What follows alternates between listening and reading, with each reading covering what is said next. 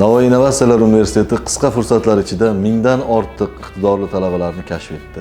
Shu munosabat bilan qahramonlar oramizda mavzusi bo'yicha iqtidorli talabalarimiz bilan tanishishingiz mumkin. Men Narziqulov Rabbim, Navoiy Innovatsiyalar universiteti Filologiya va tillarni o'qitish kafedrasi 4-bosqich talabasiman. Men Vafoyeva Dilorom, Navoiy Innovatsiyalar universitetining iqtisodiyot, tarmoqlar va sohalar yo'nalishining 4-bosqich talabasiman. Men G'ofurova Nilufar, Navoiy Innovatsiyalar universitetining Filologiya va tillarni o'qitish kafedrasi rus tili yo'nalishi 3-bosqich talabasiman. Men Yunus Abbosjon, Navoiy Innovatsiyalar universiteti iqtisodiyot va axborot texnologiyalari tarmoqlari va sohalar kafedrasi 3-bosqich talabasiman. Men Olamgirova Gulshan, Navoiy Innovatsiyalar universiteti aniq texnika va tabiiy fanlar kafedrasi biologiya ta'lim yo'nalishi 3-bosqich talabasiman. Men Sayfullayeva Sabina, Navoiy Innovatsiya universiteti biologiya ta'lim 3-bosqich talabasiman. Men Mo'minqulov Rahmatli O'tkirovich, Navoiy Innovatsiya universiteti aniq texnika va tabiiy fanlar kafedrasi biologiya yo'nalishi 3-bosqich talabasiman.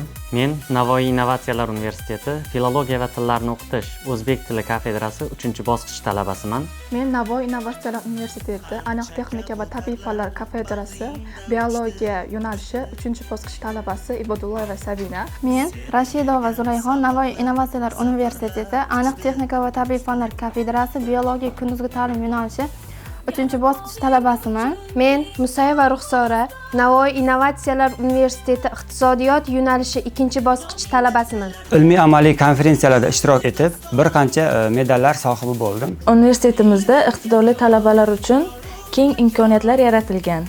Shu jumladan universitetimizda 2 milliardlik grant ajratilgan va men shu grantning sohibalaridan biriman. Universiada 2025 sport o'yinlarida 5 tashabbus olimpiada doirasida kurash sport turidan faxrli 1-o'rinni egalladim. 2023-2024 o'quv yilida universitetimizda o'tkazilgan og'ir atletika sport turi bo'yicha universitet chempioniman. 2024-2025 o'quv yilida Navoiy Innovatsiyalar universitetida o'tkazilgan universitet granti sohibasi bo'lganman. Bundan tashqari, rektor stipendiyasi sohibasiman. Bugunga qadar ko'plab yutuqlarga erishib kelmoqdaman. O'zbekistonda tashkil qilingan yangi O'zbekiston bunyodkori forumida ishtirok etib, yangi O'zbekiston bunyodkori ko'krak nishoniga ega bo'ldim. Qoraqalpog'iston Respublikasida o'tkazilgan ilmiy amaliy anjumanda maqolam bilan ishtirok etib, yosh tadqiqotchi ko'krak nishoni sohibi bo'ldim. Bugunga qadar Ma'rifat maydoni respublika tanlovining 2023-24 o'quv yilida viloyat bosqichida 2-o'rin, 2024-25 o'quv yilida viloyat bosqichida 1-o'rin, hududiy bosqichda esa 3-o'rinni egalladik.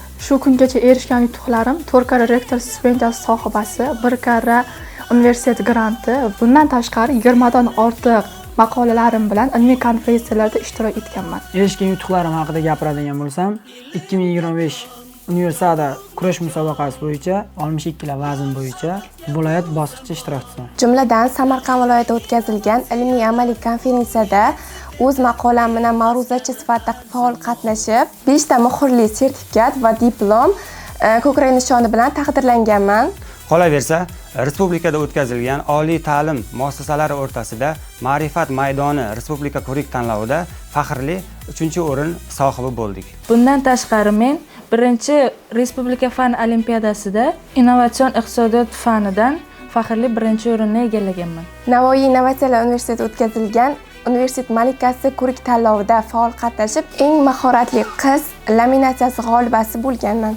Bulardan tashqari, jadid merosning izdoshlari ko'krak nishonlariga ham ega bo'lganman. Hozirgi kunda 20 dan ortiq ilmiy maqolalarim Fransiya va Germaniya kabi qator davlatlarda chop etilgan. Universitetimizda tashkil qilingan rektor stipendiyasi va grant sohibasiman. Bundan tashqari, bugunga qadar yozgan she'rlarim Do'stlik bayrog'i gazetasining bir necha sahifalarida chop etilgan. 2023-24 o'quv yilida universitetimizda tashkil etilgan grantda 2 karra universitet granti, 3 karra rektor stipendiyasi sohibiman. 20 dan ortiq ilmiy maqolalarim chop etildi.